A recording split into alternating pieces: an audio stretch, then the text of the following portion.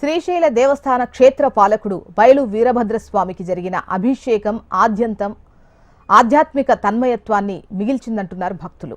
అసలు ఈ రకమైన అభిషేకం నిర్వహిస్తారన్న సమాచారం తమకు తెలియదని, అనుకోకుండా ఈ మహాద్భుతమైన అభిషేకాన్ని వీక్షించామన్నారు.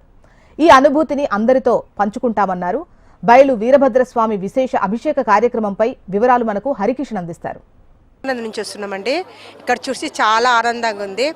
ఇక్కడ వచ్చేసి శక్తిపీఠము మల్లికార్జునుడు అంటే జ్యోతిర్లింగము, శక్తిపీఠము జ్యోతిర్లింగం కలిసిన క్షేత్రం ఇది. ఇక్కడ బయలు వీరభద్రుడు అభిషేకము చాలా ఇదిగా ఉంది.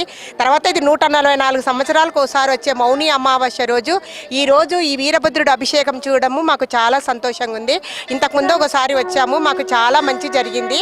ఇప్పుడు కూడా అమేష దర్శనానికై మేము ఇక్కడికి వచ్చి చేసుకున్నాము. మాకు చాలా సంతోషంగా ఉంది. ఓం నమః శివాయ.